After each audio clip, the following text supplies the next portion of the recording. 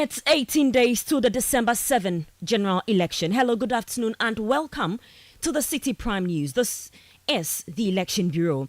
The news is live from our studio at Adabraka in Accra. I am Zoe Abubeiduado. Coming up, coalition of domestic election observers call for stronger enforcement of laws against vote buying and abuse of incumbency ahead of the elections as it releases its second report from its observation of the pre-election environment.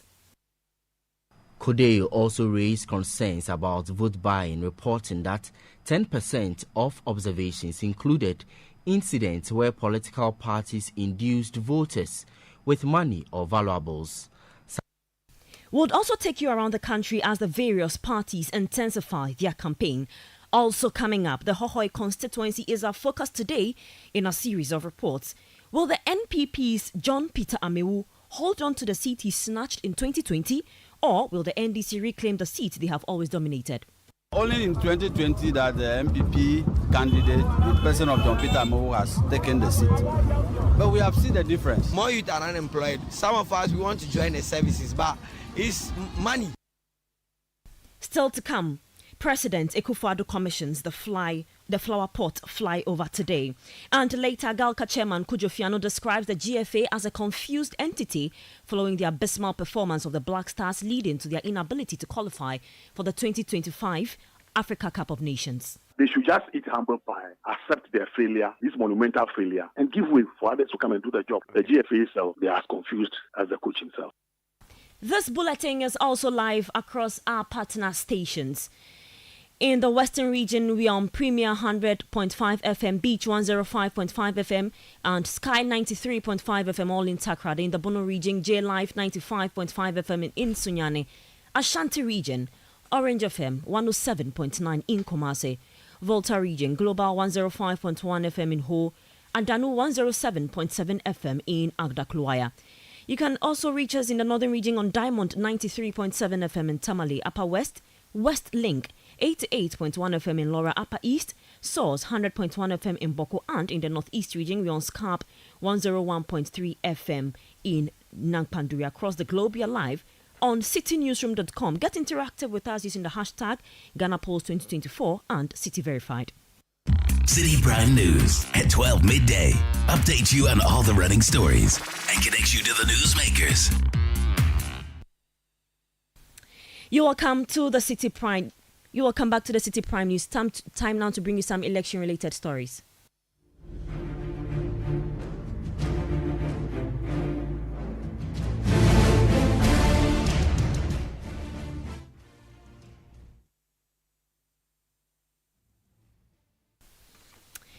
Now, the Coalition of Domestic Election Observers, CODEO, is calling on stakeholders in the upcoming elections to strengthen education against vote buying and enforce laws prohibiting the practice.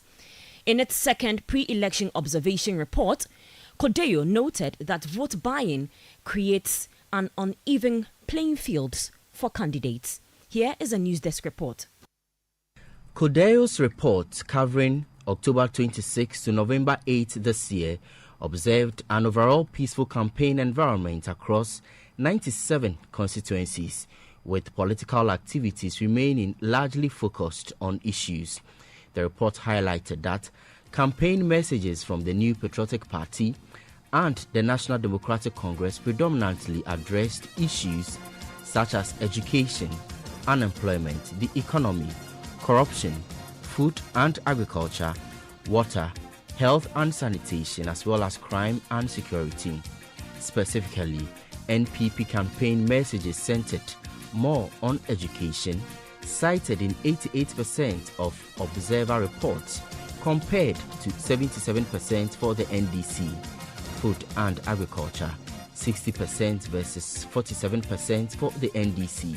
And water, health and sanitation, 58% compared to 54% for the NDC. On the other hand, the NDC focused more heavily on the economy. However, the report flagged instances of political abuse of incumbency.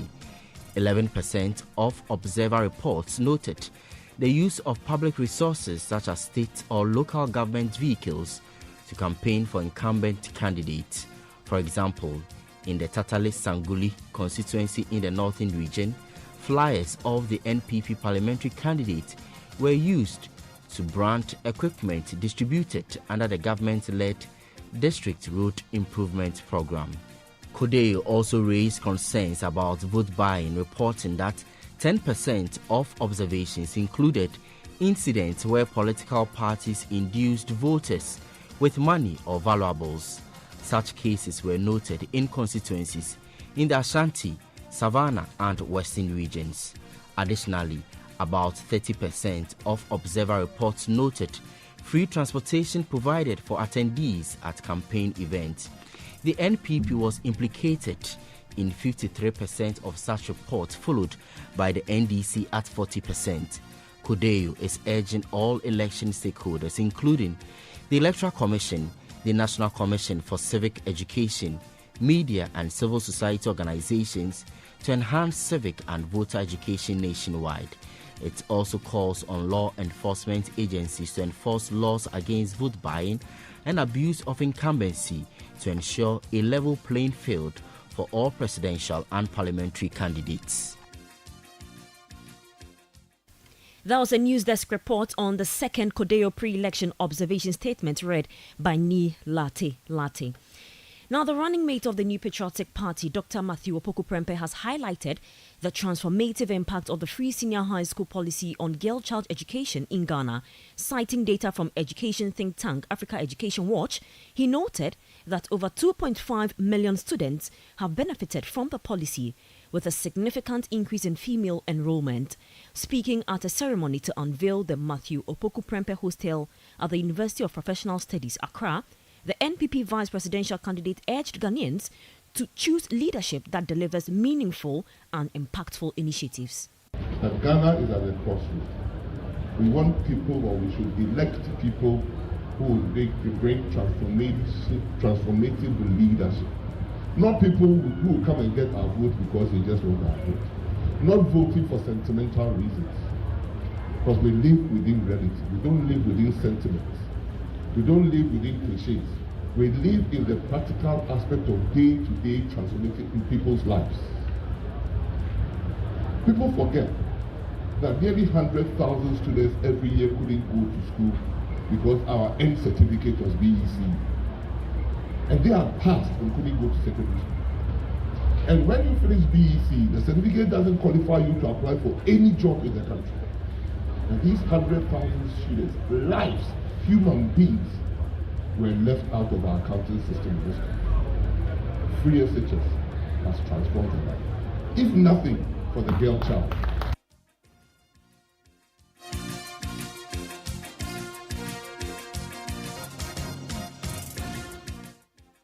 That was the running mate of the New Patriotic Party, Dr. Matthew Opoku Prempeh. Now, the NPP flag bearer, Dr. Mahmoud Bawumia, is set to climax his campaign in the Ashanti region with visits to Ahafo Ano Southwest, Ahafo Ano North, and Ahafo Ano Southeast constituencies. We'll be touching base with my colleague Hansen Ajiman, who has been following the NPP flag bearer, Dr. Mahmoud Bawumia, who is set to climax his campaign in the Ashanti region. Now, this particular one will bring an end to his 15-day tour of the Ashanti region. Now, completing today's round will make 44 the total number of constituencies visited by the NPP flag bearer. Hansen Ajaman has joined us now. Good afternoon, Hansen. Good afternoon, Zoe. Where is the team currently? Come again, Zoe. Where is the team currently in the Ashanti region? So, Dr. Bawumia is currently in the Ahafo Southwest constituency in the Ashanti region, one of the constituencies that is far apart from the regional capital, Kumasi, and so I must say that it's been a long drive from Kumasi to the Ahafo Southwest constituency. He's engaging chiefs at the moment in a town called Mpa, in engaging community leaders, chiefs, pastors, imams, trying as much as possible to sell his ideas to them and to get their buy-in going into the election. This engagement is happening currently at Domiabra, after which he would go into the town and hold a community connect, which is a political rally with party faithfuls. Later in the day, he's expected to visit the Ahafwano North constituency, where the current NANMO director is contesting in the election as the NPP's parliamentary candidate. And then he'll end the day with a visit to the Ahafwano Southeast constituency, making 44 the total number of constituencies visited so far.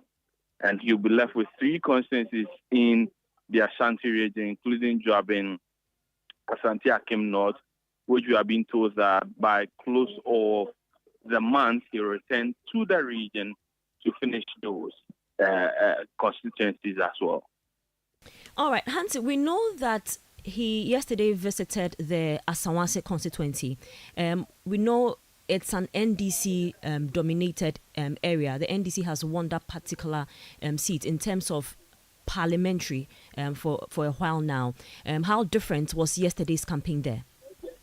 Well, so if you go to the Asawase constituency, and from my interaction with constituents, you can separate it in or categorize it into 2. So there's the Asokore Mampong area, which happens to be the capital of the constituency, and then there's the Asawase Sawaba area. And usually the NPP wins from the Asokore Mampong area. And that was the first place he visited, where he met with Chief Imam and other leaders and opinion leaders within the constituency. Their interaction with constituents who live within the Asokore Mampong area indicate to us that it's not going to be a big deal for them to support the NPP's candidate, Manaf Ibrahim, because consistently they have supported the NPP. But the problem they perceive is within the Asawase, Sawaba area, where the people are more populated than those in the Asokore Mampong area. But Dr. Bawumia held a community connect within Asawase, I must say, just like other constituencies. He had a lot of support from constituents, but of course, it is up until December 7, and when the elections are declared, that you will know if indeed such a support counted. All right. We also know that he was in his running mate's constituency as well. What was the reception there, and what has he been telling the people in Menchia South? So in Menchia South, one of the concerns that people have is the construction of the market, the Kofro market. Dr. Bawumia gave them the assurance that he's going to construct the market for them when he's giving the nod as President of the Republic. He also, the parliamentary candidate, Bafwe Wayespa, who is replacing Dr. Martin Ofuko-Prempeh, he says that this election will be a sort of a thanksgiving or appreciation to Dr. Mahmoud Bawumia for picking his running mate from the constituency. And so he assured Dr. Bawumia that the Menchia South constituency is going to give him 90% of the votes in the presidential election. Thank you very much for your time. That was Hansen Ajima, my colleague here, who has been with the Dr. Bawumia campaign team in the Ashanti region. Now, the flag bearer of the National Democratic Congress, John Dramani Mahama, has promised to upgrade the new Joabin South municipality to a metropolitan status if elected president. Speaking at a mini rally at the Koforidua Lorry station during his tour of the region, Mr. Mahama highlighted the municipality's rapid urban development, stating that it has the potential to meet the requirements for metropolitan status. Nancy, almost say assemblies be almost be peja. Na ni atro o ekratamu NDC manifesto says Nyamia Adoma. An announcement was made recently that some assemblies will be upgraded. We have captured that in our manifesto, and if we win, Koforidua will be upgraded from municipal status to a metropolitan status, considering how it has expanded.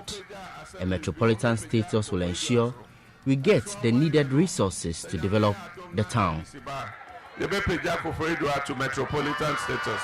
If we say metropolitan status, ebema yenya resources ni yetimia be yakofo edu ayi ni esesi akwan no ni bibia. That was the flag bearer of the National Democratic Congress, John Dramani Mahama. You're still listening to the Citi Prime News. My name is Zoe Abubedu Ado. Still to come, Electoral Commission assures its readiness to conduct elections in the Boko Central constituency despite ongoing security concerns. We'll bring you the details of this and other stories shortly. Please stay with us. Citi Prime News at 12 midday. Update you on all the running stories and connects you to the newsmakers. Channel 1 TV is live on DSTV, GoTV, and HD+. On DSTV, find us on Channel 363. On GoTV, we're on Channel 117. And on HD+, get us on Channel 108. On a digital TV, run a new search. But take note that without an antenna, you cannot access Channel 1 TV. Channel 1 TV can be accessed on any free-to-air digital box, like the DSTV and HD+ boxes. Channel 1 TV, telling your story, empowering change.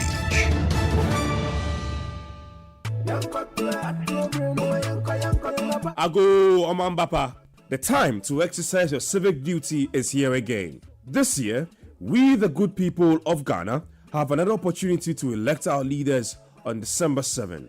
This is a very important national exercise and you have the civic duty to make that decision for Ghana. Don't be indifferent because your vote counts. Vote on issues. Don't sell your vote. Reject violent candidates and expose acts that undermine the integrity of the elections. Don't attempt to snatch a ballot box or deface political party posters. The law will deal with you. December 7, 2024 is election day. Pick up your voter's ID card. Get to your polling station. Follow the voting process. Make that bold decision for Ghana. Vote peacefully. Ghana must win. Vote on December 7. It's your civic duty. Civic duty required of you as a Ghanaian. So get involved and vote. A message from the National Commission for Civic Education, NCCE. Citi Prime News at 12 midday. Update you on all the running stories and connects you to the newsmakers.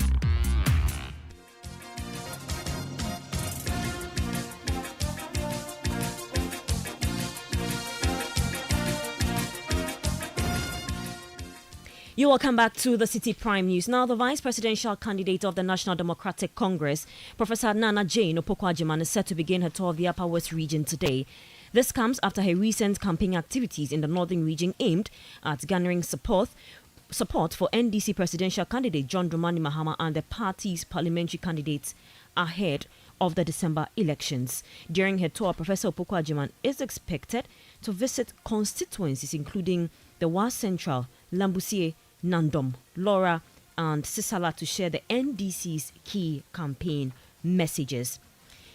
Away from that, the Electoral Commission of Ghana has assured its readiness to conduct elections in the Boko Central constituency and surrounding areas despite ongoing security concerns. This assurance counters earlier speculations that residents in the conflict-prone area might be unable to vote on December 7, 2024. Speaking to Citi News, the Upper East Regional Director of the EC, William Obing Adakwa, stated that the Commission is collaborating closely with security agencies to ensure smooth and peaceful elections in the region. Commission, we are prepared. You know, the issue there in Boko is purely security matter. So when it comes to general security for a particular place or a community, it is Ghana Police Service who are in charge. We are liaising with them day in, day out. They are updating us the security situation. But we are going ahead to train our officials and then give them the necessary skill that will let them conduct the election over there. So we appeal to the people themselves, the inhabitants themselves, that they should create an atmosphere which is so peaceful so that we can have our officials and the materials at designated polling stations to conduct the election as mandated under the law. You heard the Upper East Regional Director of the Electoral Commission, William Obeng Adakwa. Now, the Hohoi constituency in the Volta region is shaping up to be a significant battleground in the 2024 general elections. The New Patriotic Party is working to retain the seat won by John Peter Amewu in 2020, breaking nearly 3 decades of dominance by the National Democratic Congress. The NDC, led by its candidate Thomas Wolanyo Chepo, is determined to reclaim the seat, capitalizing on voter dissatisfaction and pledging to tackle key local concerns. This has set the stage for a highly competitive political contest in the area. City News' Desmond Selasiago reports from the Hohoi municipality in today's Constituency Watch. The Hohoi constituency in the Volta region has seen significant political shifts in recent elections. Traditionally, the National Democratic Congress (NDC) dominated the seat until the New Patriotic Party's John Peter Amewu won the parliamentary seat in 2020, marking a historic victory. Amewu secured 55.26% of the vote, defeating the NDC's Professor Margaret Kweku, who received 44.74%. This ended the NDC's 28-year stronghold on the constituency for the 2024 general elections. The dynamics are heating up. Amewu, the incumbent MP, is confident about increasing his share of the vote to 64%, citing his developmental agenda in Hohoi as a major driver of his popularity. MPP's constituency chairman for Hohoi in a Channel 1 News interview cited developmental projects and employment opportunities given the youth, which he claims will reflect in their vote for John Peter Amewu. Development exploits of John Peter Amewu, as compared to just in 4 years, as compared to the 28 years of NDC reign in Parliament, it's unprecedented. Talk of the infrastructure developments and then human capacity building, getting jobs for the youth. It has never happened. And for that matter, some people have benefited. Some are still in the pipe, in the queue waiting to get their benefits. And once John Peter has taken the constituency at heart and has started developing the constituency, it behoves on all of us to give him a thank you vote for the 2024 so that he continues to help us. Meanwhile, the NDC has expressed determination to reclaim the seat with their candidate, Wolanyo Chepo, emphasizing public dissatisfaction with the MPP and promising a strong campaign to rally support. Meanwhile, some youths in the constituency raised concerns on the poor construction of roads prior to the 2020 elections, which deteriorated some few months after the election. They say the road will be a major determinant in the upcoming elections. Although they admitted that some developmental works have been done, some say they have lost trust in Peter Amewu. Development in Hohoi, I feel like something like the stadium is the best for me, because the Hohoi, there is nowhere when you feel like you want to entertain yourself, you can go. But so the youth always go to nightclubs and things. We who are not fan of that, we are fan of football. So the stadium has brought so much joy to some of us. But we need more. Our roads and more youth are unemployed. Some of us, we want to join the services, but it's money. And we don't have money to afford those protocols. So we are hoping on for the government. I don't care who wins. I just want change to come. Coming to Hohoi, that was 2019. Somewhere September thereabout. That was when they did the Fodome to Hohoi Road. But in less than 2 months, the road got spoiled again.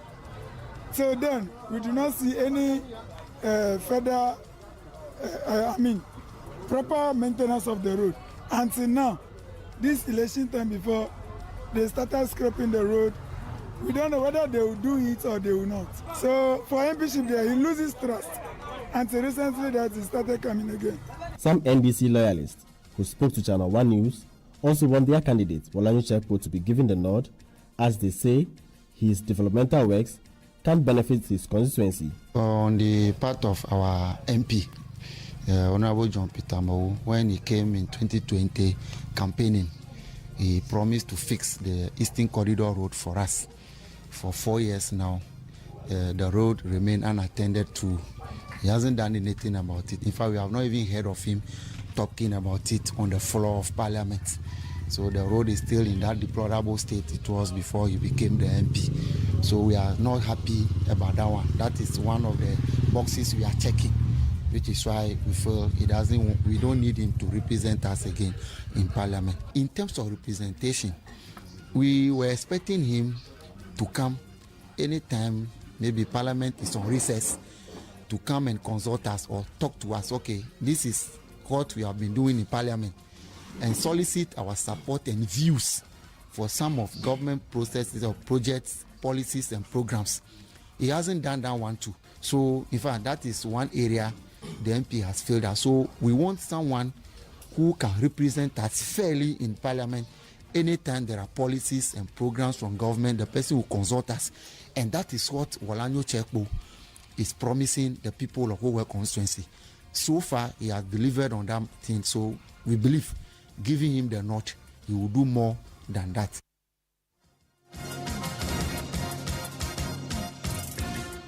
So that was City News' Desmond Selasiago's report from the Hohoi constituency.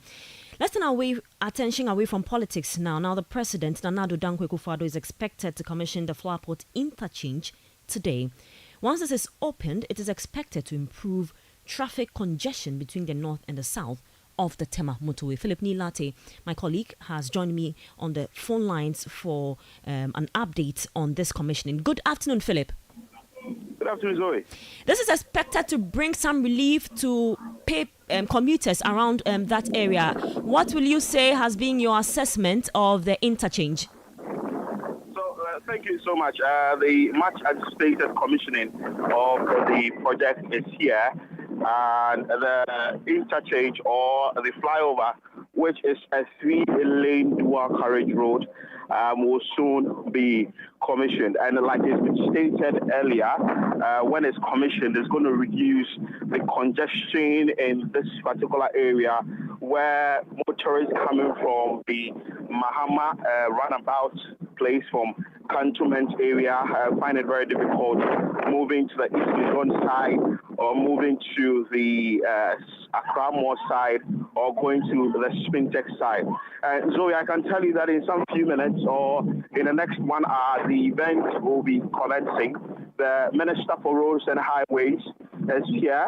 That is Francis Asensu Wache, walked in not long ago. Also, there are some other dignitaries who have joined. I can see the Minister for Health, Dr. Bernard Okoboy, who is here, and also the parliamentary candidate on the ticket of the MPP in Lejakuku.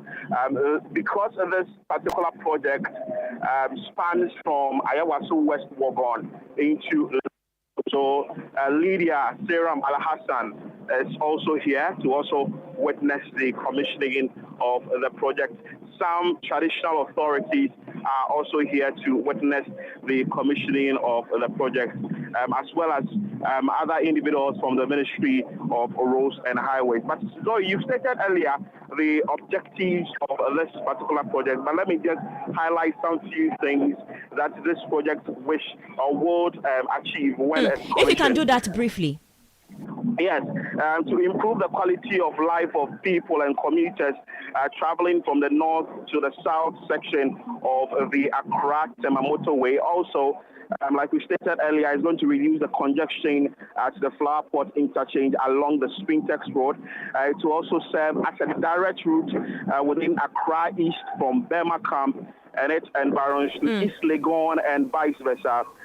Significantly reduce traffic around other functioning access in this particular area. And earlier we found reports where commuters always have issues in this particular jurisdiction during peak hours. So by close of day, when this project is commissioned, we'll be hoping that commuters will now heed a sigh of relief. Thank you very much, Philip Nilate. We'll come to you definitely for an update on the commissioning of the Flowerport flyover. Now, the chairman of the Ghana League Clubs Association, Galka Kujofiano, has criticized the Ghana Football Association following the Black Stars' failure to qualify for the 2025 African Cup of Nations in Morocco. Speaking ahead of a GFA Executive Council meeting, he called for introspection, citing poor decisions like the appointment of Otto as head coach. They are confused. The GFA itself, they are as confused as Otto. They are as confused as the coach himself. They don't know what. when we appointed technical directors, the very near past, we had Coach Cruz Luton as technical director when we went to Cameroon. That was another case. Then he metamorphosed into a head coach. So we are going to bring another technical director. This dichotomy between technical director and coach, what is it? Was Klopp or Pep Guardiola having technical directors supervising them. We are the to what we have. It's not a matter of just bringing a technical director. We have brought in technical directors. And at a point in time when some of us were even advising that the immediate past technical director, the German, when we came back from Cameroon, why he wouldn't be brought in as a technical director?